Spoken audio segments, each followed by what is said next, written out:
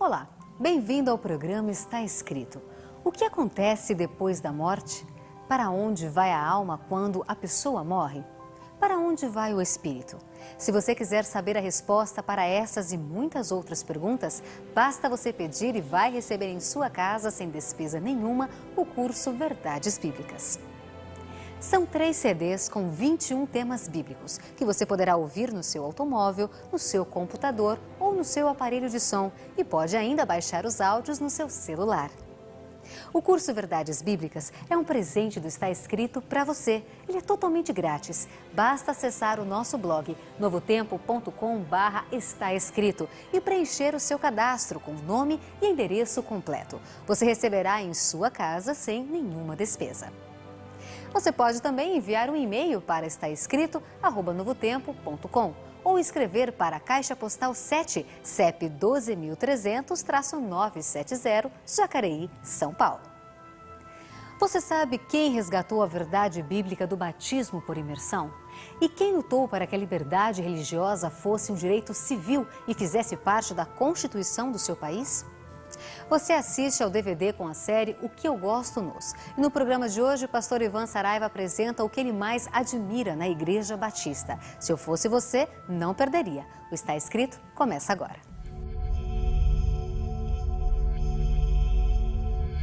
Ele permaneceu através dos tempos. O livro de Deus. A Bíblia. Indispensável em nosso mundo complexo, transmitindo esperança ao redor do mundo.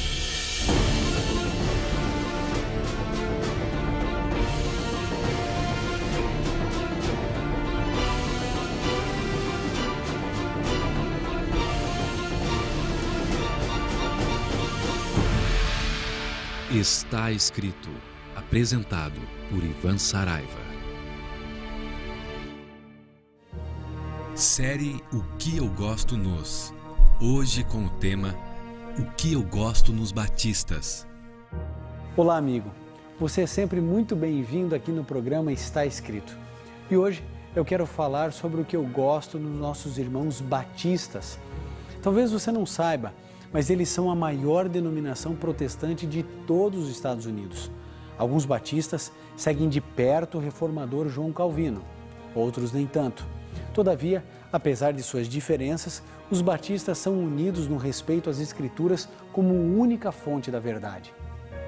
Os batistas também concordam que nenhum ser humano tem o direito de escolher a religião para outro ser humano, nem mesmo os pais para os filhos. Assim, os batistas não batizam seus bebês, até porque na Bíblia não existe nenhum exemplo de um batismo de criança. Em vez disso, os batistas apenas dedicam seus filhos recém-nascidos a Deus, como Maria e José dedicaram o bebê Jesus. E quando as crianças batistas crescem, elas são livres para escolher por si mesmas se querem ser batizadas ou não. Os batistas fizeram história trazendo a liberdade religiosa para os seus lares e para a sociedade. Os batistas têm a habilidade de produzir grandes pregadores. Entre os mais conhecidos e admirados estão o inglês Charles Haddon Spurgeon e o pastor norte-americano Billy Graham. Obviamente, existem muitas coisas que eu gosto nos batistas. Dentre elas, aprecio a ênfase que eles dão ao Evangelho. Os batistas acreditam na Bíblia, ensinam a salvação somente pela graça, a divindade revelada em Deus Pai, Deus Filho, Deus Espírito Santo, acreditam na segunda vinda de Jesus. Além de todas essas coisas, eles foram chamados por Deus para resgatar uma verdade bíblica que estava sendo desobedecida. A verdade sobre o batismo do Novo Testamento e também o princípio de liberdade religiosa. Mas como surgiu a Igreja Batista? Bom, eles nasceram de uma luta complexa e fascinante entre os protestantes, uma luta pela liberdade de consciência. Tudo começou com o movimento anabatista no século XVI na Europa. Enquanto Lutero seguia avante na Alemanha, Zwinglio lançou a reforma na Suíça. Zwinglio foi chamado para trabalhar em uma linda catedral de Zurique em 1519. Alguns dos jovens alunos de Zwinglio decidiram ir mais a fundo no estudo da Palavra de Deus. e nas suas reformas, eles entenderam que a igreja precisava se aprofundar no conhecimento da palavra do Senhor. Um deles, Conrad Grebel, organizou os círculos de estudos bíblicos nos lares, pequenos grupos ou células de estudos da palavra do Senhor. E logo, eles redescobriram em seu estudo a verdade do Novo Testamento sobre o batismo, como deveria acontecer o batismo. Você se lembra como Jesus foi batizado? Acompanhe comigo a leitura de Mateus 3, verso 16. Aqui nós encontramos como Jesus foi batizado. E sendo Jesus batizado, saiu logo da água. A própria palavra batismo do grego baptizo quer dizer mergulhar, afundar, submergir. Jesus saiu da água após ser batizado. Não lhe espirraram água, nem lhe derramaram água na cabeça. Ele foi submerso no Rio Jordão. Os crentes em Cristo são enterrados com Ele, com Jesus, no batismo. O apóstolo Paulo diz em Romanos 6, no verso 3, o seguinte: ou porventura ignorais que todos que fomos batizados em Cristo Jesus, fomos batizados na sua morte, para que, como Cristo foi ressuscitado dentre os mortos pela glória do Pai, assim nós também andemos em novidade de vida. Infelizmente, a igreja havia perdido de vista esta importante verdade. Durante séculos, a tradição da aspersão em bebês tinha sido a herança pagã trazida para dentro da igreja. Agora, Conrad Grebel, na Suíça, proclamava que a Roma e também os reformadores estavam enganados. E como você pode imaginar, o Conselho de Zurique não gostou do que ele dizia e do que ele fazia. Assim, no dia 21 de janeiro de 1525, eles aprovaram uma lei proibindo reuniões nos lares para os estudos bíblicos. Apesar do decreto, Grebel e seus amigos continuaram estudando a Bíblia juntos. Eles decidiram rejeitar não apenas as tradições de Roma, mas também as concessões de Zwinglio. Para selar seu compromisso com Cristo, Grebel e seus amigos batizaram-se uns aos outros uma segunda vez. Eles formaram então uma nova comunidade cristã, uma reforma dentro da reforma, e ficaram conhecidos como os anabatistas, que quer dizer aqueles que eram batizados duas vezes. E como Martinho Lutero reagiu aos anabatistas? Em princípio, o reformador alemão defendeu a liberdade total de consciência, mas infelizmente ele mudou o seu ponto de vista. Depois que seus ensinamentos passaram a controlar o norte da Alemanha, Lutero dependia mais e mais dos príncipes protestantes para proteger a reforma. Assim, foi formado um relacionamento luterano, igreja e Estado. Lutero, igreja e Estado. Como Zwinglio, Lutero aprovou uma favorável união da igreja com o Estado. Para eles pareceu ser uma questão de sobrevivência da reforma. Mas eles não conseguiram prever os problemas que sempre ocorrem em se misturar religião com política. Atualmente, temos uma situação semelhante. Lutando para salvar o mundo, muitos cristãos sinceros estão fazendo pressão para legislar a moralidade. Mas aqueles que têm aprendido com o passado recusam favores religiosos do governo. Eles sabem que os problemas espirituais não podem ser resolvidos apenas e unicamente com uma ação política. No século XVI, os reformadores tinham sido expulsos por Roma e agora eles que expulsavam os anabatistas, protestantes como eles. Olha que interessante, eles eram oprimidos e agora estavam oprimindo. Acredite ou não, chegaram a perseguir seus companheiros de crença. Esse é um dos capítulos mais tristes e desconcertantes da história dos protestantes.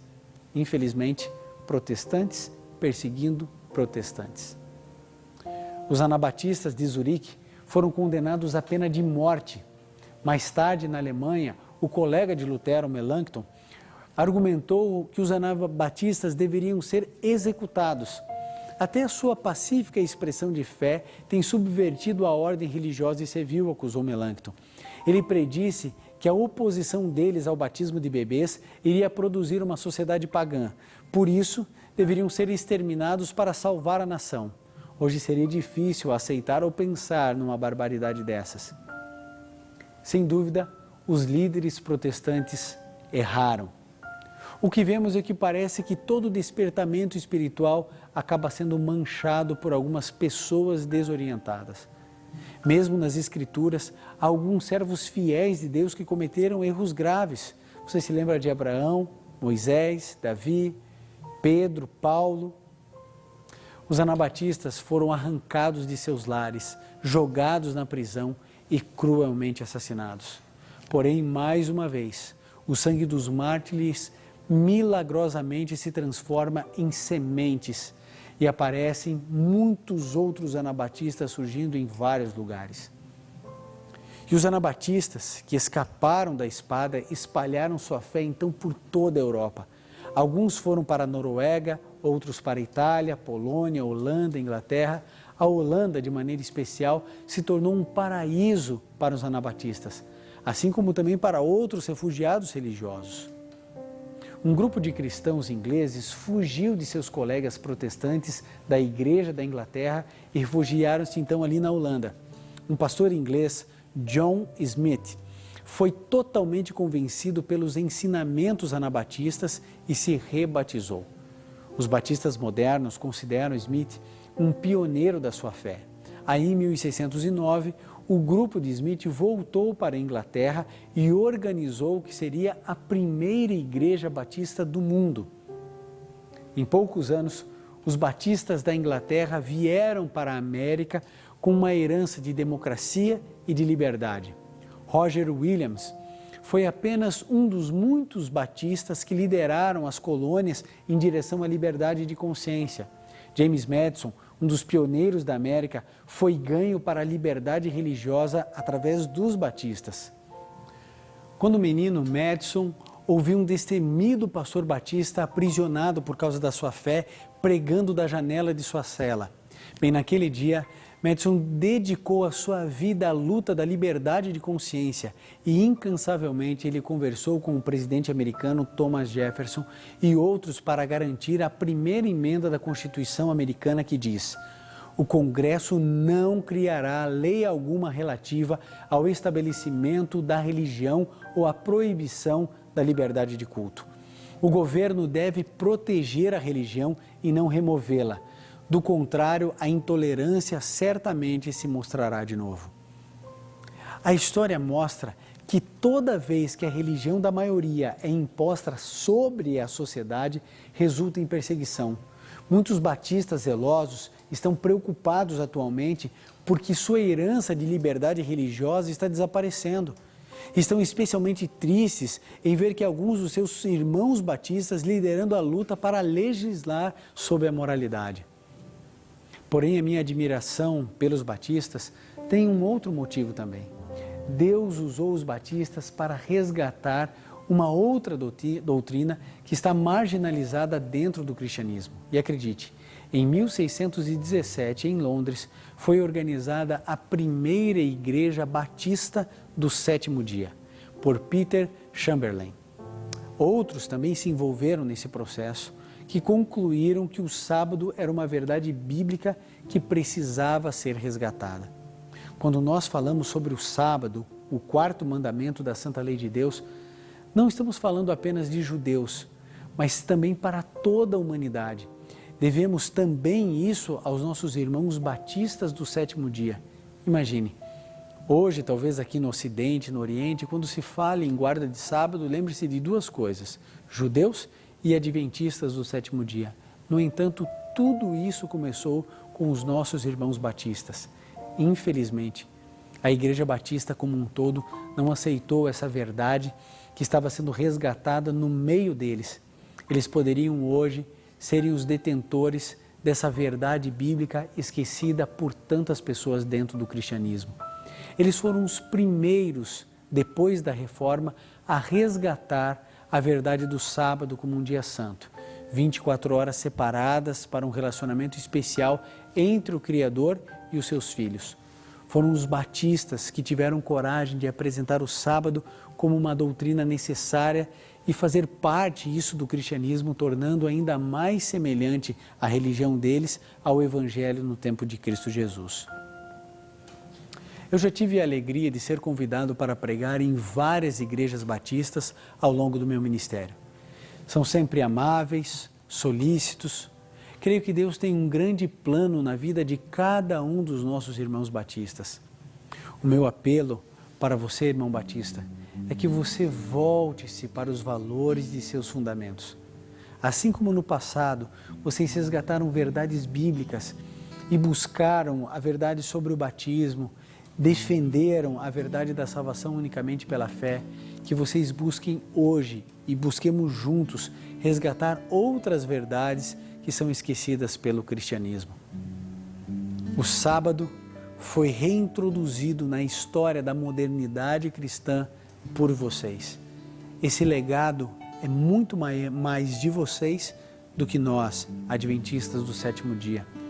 Vocês foram aqueles que descobriram em primeira mão, depois de toda a idade escura, a verdade a respeito do sábado.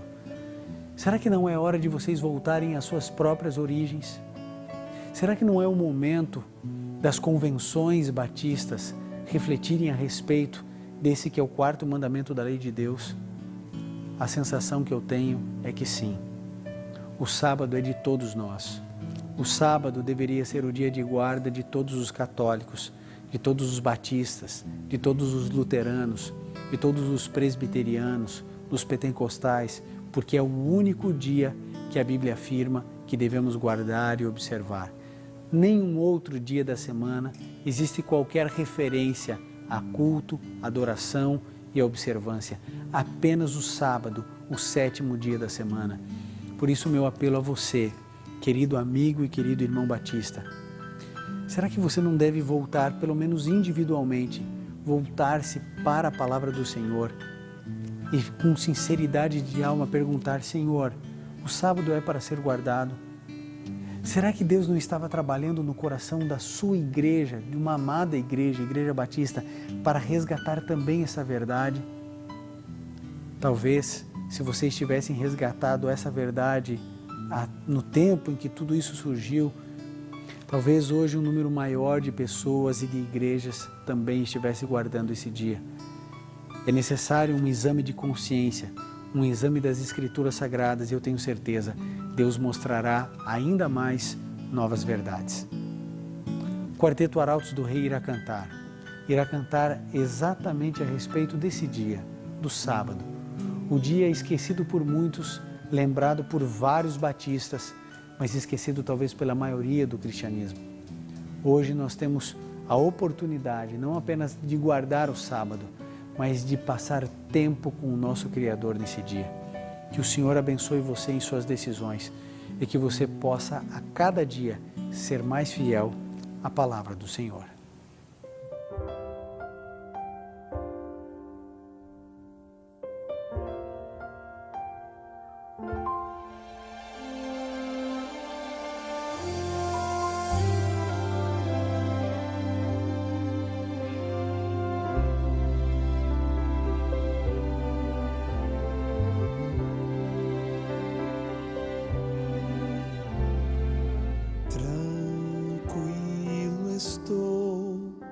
O sábado chegou, minhas tensões aliviadas já estão, preocupações não vão me acompanhar, com Cristo me encontrar e acalmar meu coração.